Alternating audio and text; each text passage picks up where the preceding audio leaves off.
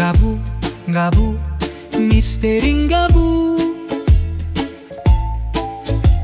Tahan, tahan, tahan, misteri puasa. Haus, lapar, marah, misteri gabu burit. Misteri gabu burit. Misteri gabu burit.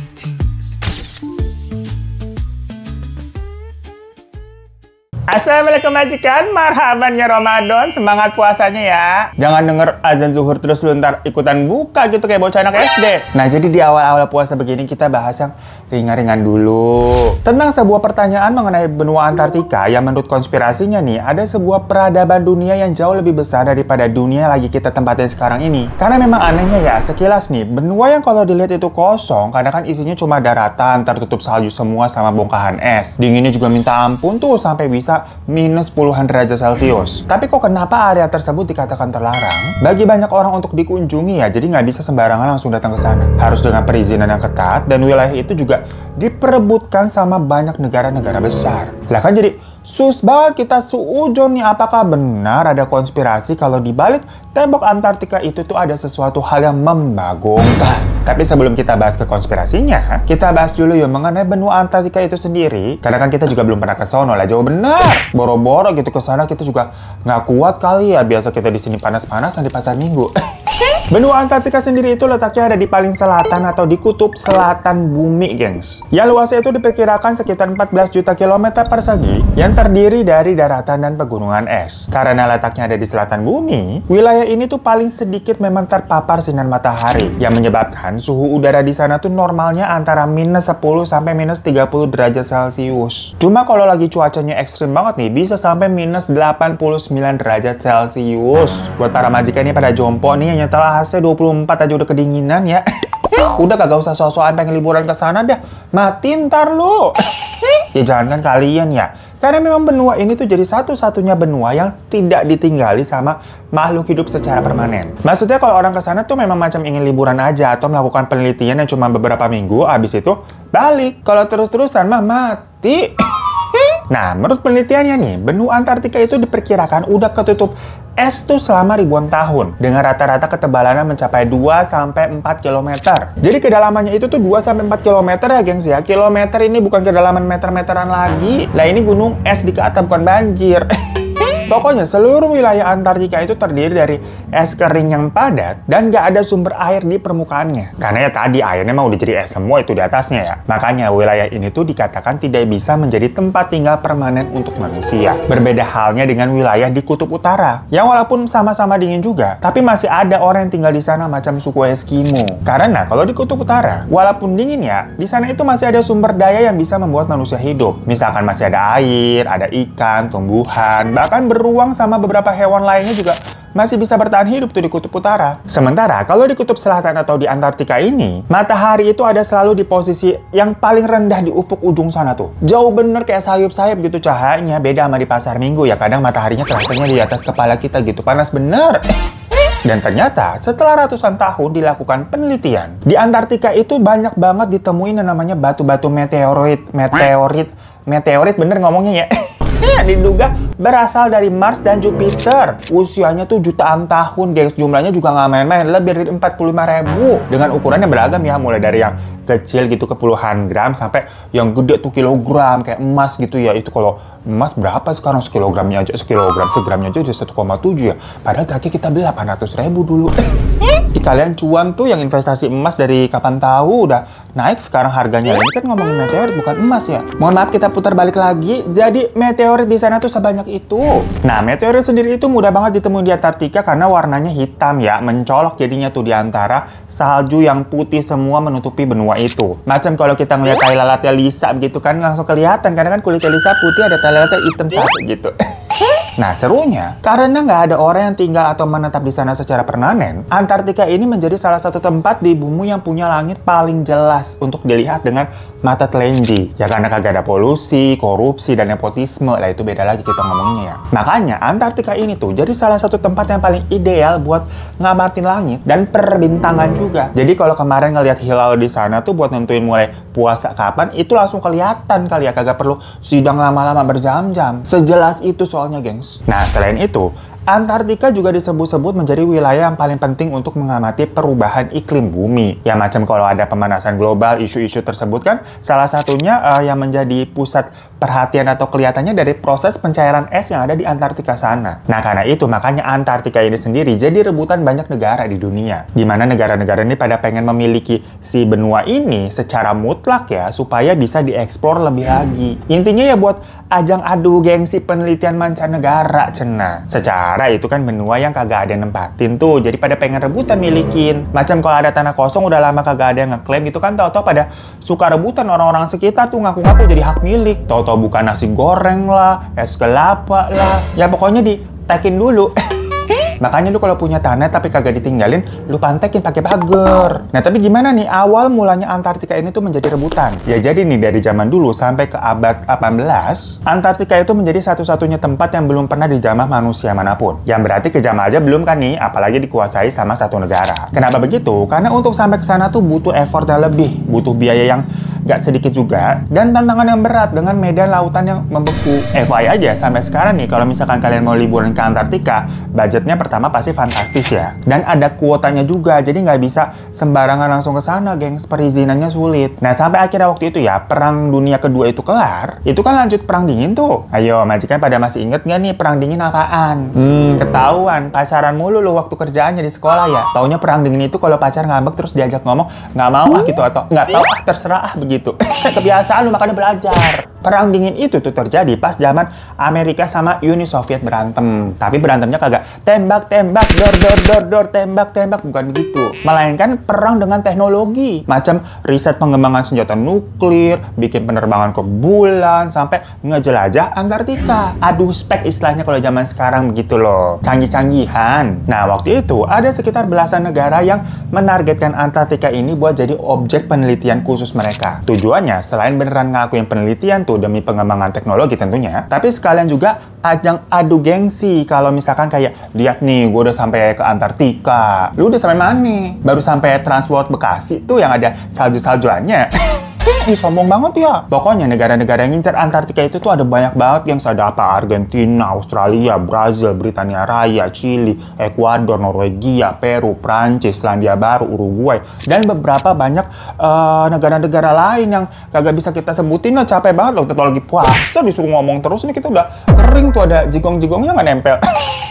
Kita sambil ngabuburit ya abisnya ya. Aus juga ya kalau bikin video lagi bulan puasa begini. Lu sih pada minta video-video mulu. Lanjut nih. Kemudian pada tahun 1961, supaya negara-negara tadi itu pada kagak berebut ya. Tadi kan banyak banget udah kita sebutin, itu aja nggak semuanya. Dibuatlah akhirnya namanya Perjanjian Traktat Antartika. Dimana memang di dalam perjanjian itu tidak diperbolehkan negara manapun buat mengklaim wilayah Antartika. Ya jadi dengan kata lain berarti Antartika ini tidak boleh diakuin sama negara manapun ya, alias Antartika berarti milik Allah Subhanahu wa Ta'ala gitu. Masya Allah.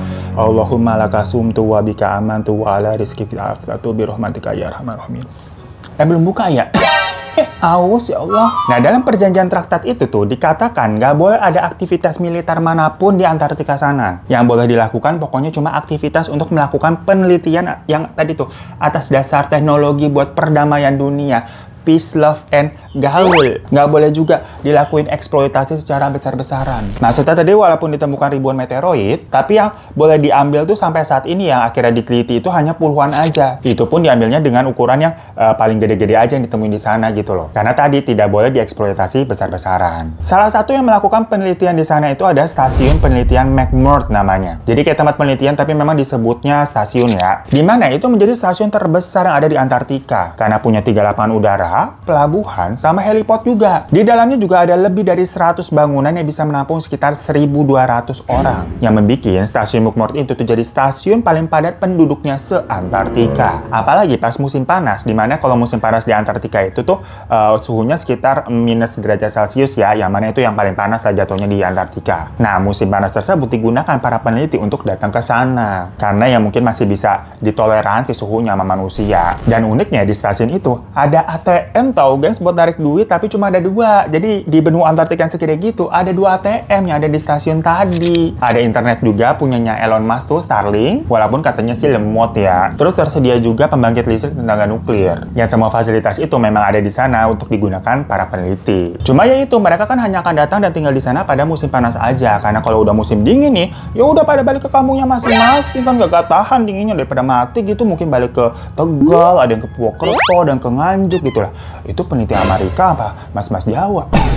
Nah, setelah bertahun-tahun pengembangan teknologi dan penelitian yang dilakukan di sana, tahu-tahu nih, banyak negara yang kembali memperebutkan wilayah tersebut. Jadi pada cekcok lagi nih setelah sekian lama. Yang seolah-olah hal itu karena mereka telah menemukan sesuatu ya, sampai pada getol banget tuh pengen cepat-cepat menguasai benua Antartika. Temuan-temuan yang menjadi pembicaraan dunia yang ada di Antartika itu antara lain, pertama ada penemuan fosil hewan kuno seperti dinosaurus dan burung prasejarah, di mana ditemukan sekitar jutaan fosil yang usianya udah ratusan juta tahun. Para ilmuwan meyakini kalau hewan dan peradaban manusia itu mungkin memang pernah ada di wilayah Antartika itu zaman dulu. Di mana mereka percayanya kalau jutaan tahun yang lalu Antartika sebenarnya masih ada di wilayah Samudra Pasifik dan menempel sama benua lain, gengs, yang disebut super benua Pangea. Yang mana karena konteksnya masih menempel sama benua lain, jadi suhu di Antartika itu nggak kayak sekarang, alias ya anget-anget aja normal. Hal ini jadinya memungkinkan adanya kehidupan di Antartika. Sebelum akhirnya Antartika ini terbelah dan bergerak tuh terpisah menuju selatan bumi, dan akhirnya menjadi area yang sangat dingin seperti sekarang. Jadi intinya ya dulu Antartika bukanlah benua yang dingin, melainkan sebuah benua yang normal aja gitu, yang menjadi tempat tinggal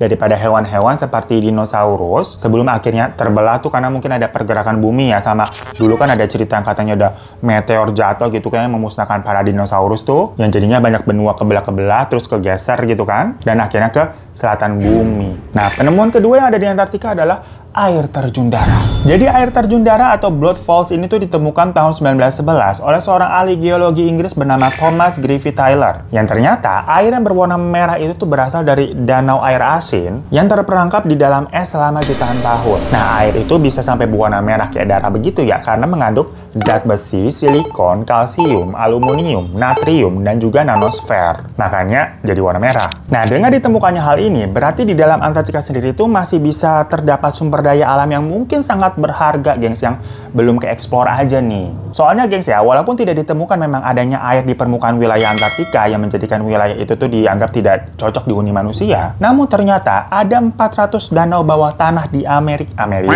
Antartika, ngomongin Amerika. Ada 400 danau di Antartika yang tidak membeku, walaupun suhunya udah jelas dingin. Tapi air danau yang di bawahnya itu tuh tetap bisa cair karena permukaan atasnya tuh dilindungi sama glacier es yang tebal, sedangkan di bawahnya tuh masih terkena inti panas bumi yang membuatnya tetap mencair jadi air. Jadi bener-bener maksudnya di sini masih banyak misteri dan hal-hal di balik Antartika di bawahnya itu loh, gengs, atau di belakangnya atau di mana gitu lah, di sekitar Antartika yang mungkin dari luarnya kita cuma ngelihat putih-putih macam es salju doang, tapi di dalamnya tuh banyak sesuatu hal yang membagongkan. Kenapa kita jadi ngegas begini?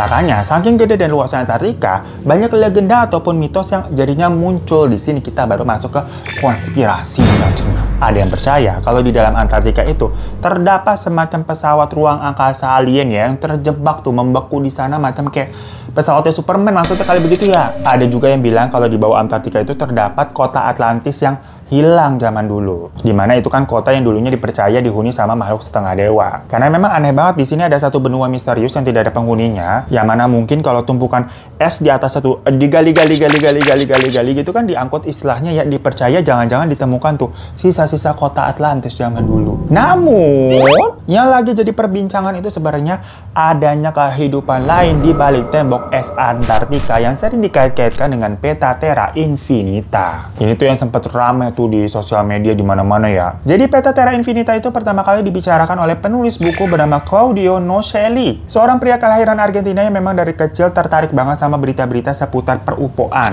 Ya, bukunya sendiri itu berjudul Terra Infinita juga, yang terbitnya tuh di Februari 2024, makanya belum lama ini kan menjadi heboh perbincangan ya. Nah, setelah terbit nih, ternyata bukunya itu banyak mendapatkan respon positif dari para pembacanya yang memang kebanyakan pada suka nih sama teori-teori konspirasi yang ada di buku tersebut. Jadi, Terra Infinita kalau diartikan ke dalam bahasa Indonesia artinya adalah tanah yang tak terbatas. Ya sebenarnya ya, garis besarnya teori ini pas gua baca-baca itu mengarah ke penjelasan kalau bumi itu datar. Yang mana terhampar luas tuh sampai ujungnya udah di mana gitu loh. Saking besarnya ya kagak ada limitnya. Kalau bulat kan ada ujungnya ketemu satu begitu kan. Kalau datar kan terhampar luas. Tapi disclaimer dulu sebelumnya kalau ini tuh konspirasi yang ada di dalam pembahasan Antartika sekarang ya. Dimana bagian-bagian benua yang kita tahu di dalam peta selama ini, yang di atlas lah, di bola dunia lah, itu adalah cuma satu bagian dari sekitar 178 benua lain ada di bumi datar ini. Lagi-lagi ini kita ngebahas karena teori bumi datar ya, bukan konsepnya bumi bulat. Jadi kita nih di dunia ini nih, itu cuma ada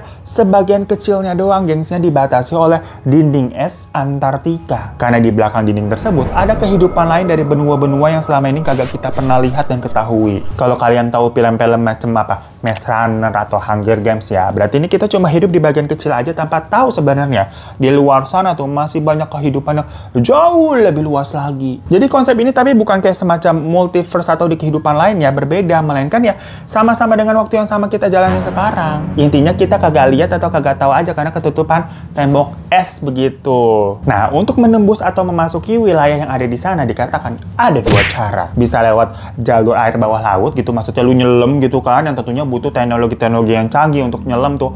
Nggak bisa sendirian diving biasa begitu, beku lu mati, ntar matimu udah tadi ngomongnya ya. Berbahaya soalnya di sana memang suhunya ekstrim, jadi harus punya teknologi atau peralatan canggih untuk menemukan jalur di bawah laut. Atau cara kedua ya ngelewatin tembok es Antartika itu yang dipercaya itu adalah dinding pembatas kan tadi antara peradaban. Nah, maka dari itu dalam teori ini tuh dipercaya kalau elit global memang sengaja membangun image kalau Antartika ini adalah sebagai tempat yang ekstrim dengan suhunya, cuacanya, dan medannya juga. Maka seolah-olah itu menjadi tempat yang tidak layak huni dan berbahaya biar memang sengaja nggak didatengin orang. Ya karena memang faktanya kalau kita misalkan mau liburan ke sana ya, selain memang sulit segala macam urusannya, jika diperbolehkan pun kita cuma bisa di pinggirannya aja gitu gengs, yang mana memang udah ada spot-spot tempat yang ditentukan yang boleh dikunjungi begitu loh, dengan alasan ya keamanan dan katanya untuk melindungi ekosistem bumi juga lah biar pemanasan global tuh tidak semakin menjadi-jadi. Yang padahal kalau menurut orang-orang yang memang meyakini dari teori konspirasi ini, semua aturan tadi itu dilakukan semata-mata untuk melindungi bangsa manusia nih, kita nih maksudnya, supaya tidak melewati batas peradaban yang bisa berpotensi membahayakan dan mengancam bangsa manusia itu sendiri. Intinya ya udahlah kita udah bener aja di sini gitu, hidup adem ayam sampai kiamat, kagak usah neko-neko melihat peradabannya lebih luas lagi. Tapi apa benar begitu?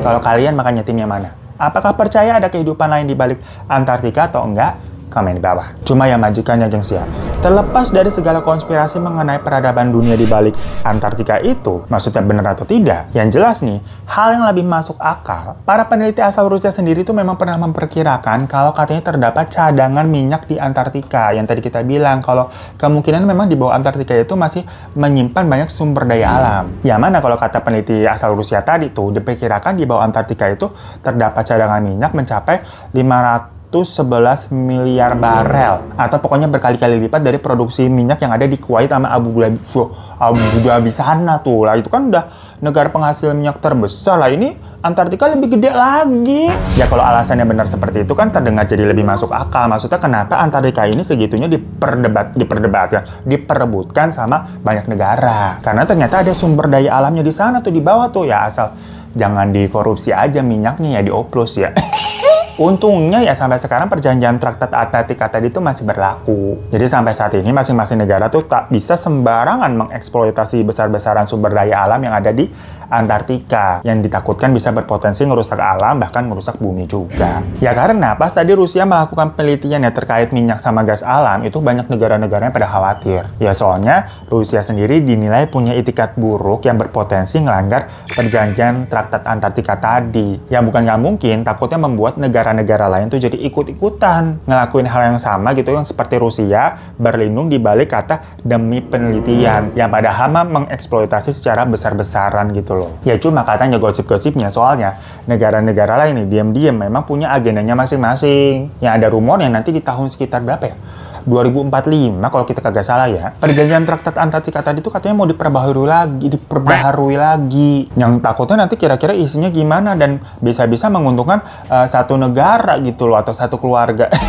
Ya cuma kalau untuk saat ini sih kita kagak usah ngeributi nyari minyak-minyak ke Antartika sana lah, jauh bener. Kita kalau mau cari minyak ke Shell sama ke Vivo aja bagus tuh. Bukan oplosan begitu. Ngomongin apa sih kita? So itu ya majikan ya, mohon maaf hari ini banyak belibet karena mulut kita kering, ada tenggorokan berserot begitu. Namanya juga kita buka puasa, menunggu sambil buka puasa ya, buat nemenin ngabuburit kalian begitulah. Bisa kalau ngebahas Antartika yang sebenarnya nih sampai detail-detailnya kagak kelar-kelar, banyak banget gitu pembahasannya sampai beduk maghrib kali ini kita terusin, bebusa kagak kuat kita haus bener. Soalnya memang masih banyak banget bagian-bagian dari Antartika yang belum dijamah atau dieksplor sama manusia. Nah, cuma menurut majikan semua gimana? Percaya atau enggak mengenai konspirasi adanya dunia di balik tembok Antartika? Yang kalau kalian nanyanya ke gua sih, ke Babu nih ya, menurut Babu mah, lah repot amat mikirin konspirasi begituan. Mendingan gua mikirin ntar buka puasa pakai apaan? Mending langsung makan nasi padang atau nyemilin gorengan dulu gitu pakai bumbu kacang.